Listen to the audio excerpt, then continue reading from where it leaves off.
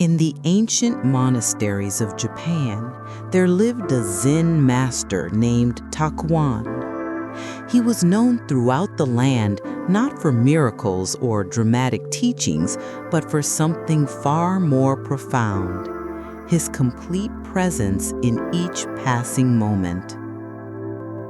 Today, I want to share with you a story about Takuan and a young samurai warrior. But more than that, I want to share with you a teaching that changed the samurai's life forever. A teaching captured in 4 simple words: inch time, foot gym. What could these mysterious words possibly mean? And why did they become one of the most treasured teachings in Zen Buddhism? Let us begin. The young samurai's name was Noboru. He was skilled with the sword, respected by his peers, and ambitious beyond measure.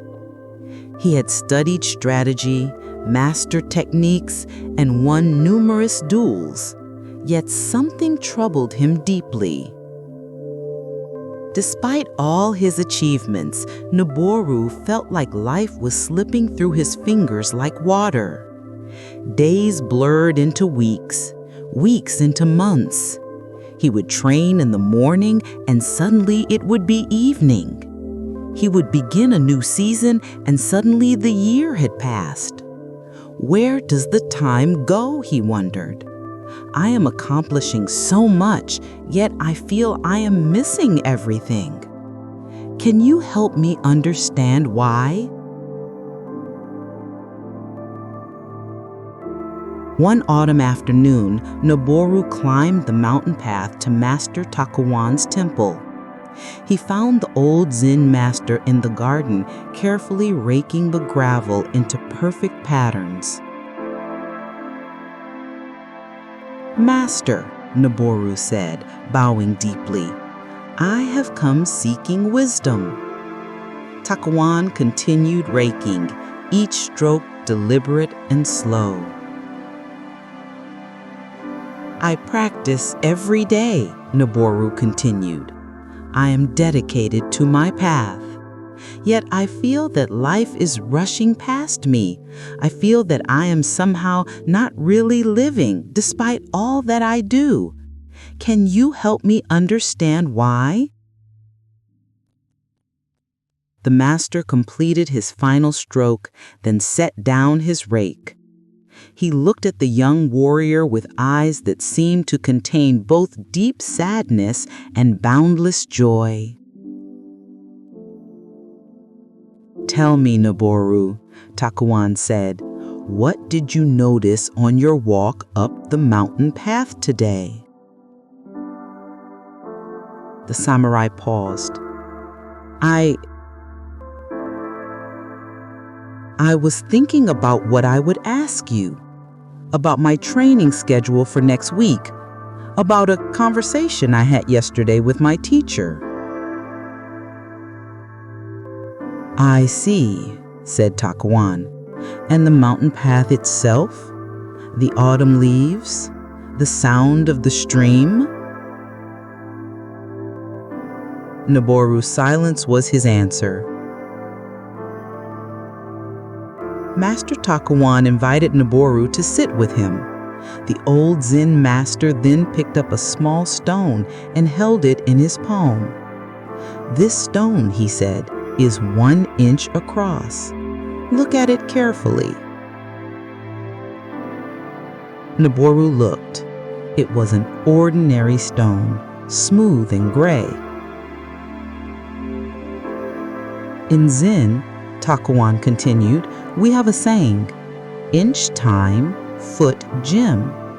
Do you know what this means? The samurai shook his head. An inch of time is worth more than a foot of precious gems, Takuan explained. But it means something deeper still. It means that each moment, each small inch of time contains within it a precious gem of infinite value. The question is, are you present enough to see it? He placed the stone in Noboru's hand. You walk up a mountain path and see nothing because you are living in your thoughts about yesterday and tomorrow. You are everywhere except where you actually are, and so life passes by unseen and unlived. Takuan stood and walked to a nearby cherry tree, its leaves turning gold and crimson. This tree does not think about last spring's blossoms or worry about next winter's cold. It simply is, completely and totally in this moment. And because of this, it lacks nothing. It is perfectly alive. Takuan continued, "You ask me where your life has gone. I tell you, it has gone nowhere. You simply were not present to receive it. You were given inches of time, but you were not present to discover the foot of gems hidden within them." Noboru felt something crack open inside his chest. Suddenly, he heard the wind rustling through the bamboo grove. He smelled the incense from the temple. He felt the weight of the stone in his hand, its cool smoothness, its perfect reality in this exact moment. Tears began to fall down his cheeks. "How do I learn to live this way?" he asked quietly. Master Takuan smiled gently. "You begin exactly where you are. You begin with one breath, one step, one moment." He led Noboru to a meditation cushion. "Sit," he instructed, "and for the next few minutes do nothing but breathe. When your mind wanders to the past, notice it and return to your breath. When your mind rushes to the future, notice it and return to your breath. Return, always return to this inch of time." Noboru sat. At first, his mind raced like wild horses. Thoughts of his training, his reputation, his fears and ambitions crashed through his consciousness like waves. But each time he noticed and returned to his breath. Slowly, something shifted. The space between thoughts grew wider. He became aware of sounds he hadn't noticed. Birds calling to each other, the distant ring of the temple bell, his own heartbeat.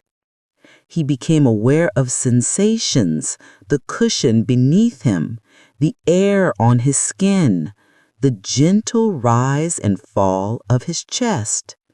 For perhaps the first time in years, Noboru was completely, totally present in a single moment. And in that moment, he discovered what Takuan meant by foot gem. This simple experience of breathing, of being alive and aware right now, was more valuable than all the treasure in the emperor's palace. When he finally opened his eyes, only 10 minutes had passed, but Noboru felt as though he had lived a lifetime. This is the practice,